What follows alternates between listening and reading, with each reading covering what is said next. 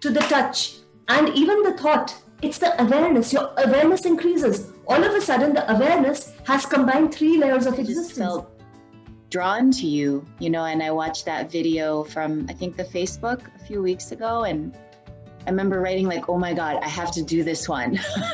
Even if I have to get up at 3 a.m,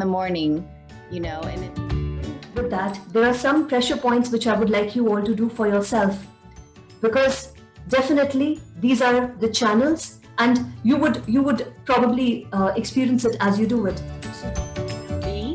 I could to feel your energy, a good, very good energy, and give us during 7 days your love and compassion and a lot of knowledge.